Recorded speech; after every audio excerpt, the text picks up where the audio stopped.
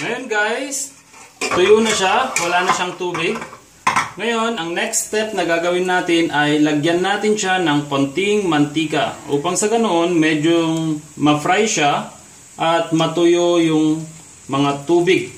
Kung meron man tubig na naiwan sa loob ng kanyang shell. Ganyan guys. Iwan lang natin to ng mga 2 minutes, around 2 minutes. Upang sa ganoon, ma-fry lang siya konti.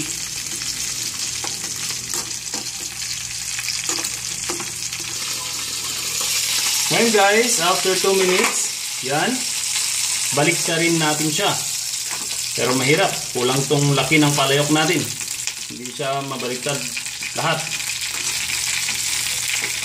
Kaya, bango! Nakakagutom! Subukan nyo guys! Pumili kayo nito, mabango siya. Parang gusto ko nang kumain ng kumain. Pati misis ko, gusto na rin kumain yan. Oh, baliktarin natin siya guys upang sa ganoon, sa kabila rin naman ang mapafry. Okay. Kulang kasi itong laki ng palayok natin. Kaya hindi agad mabaliktad.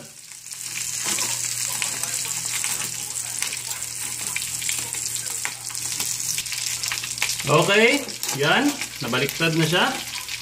Hayaan lang natin muli siya ng at least 2 pang minuto. Bango! Yan guys, luto na siya. Napakabango. Masarap-sarap.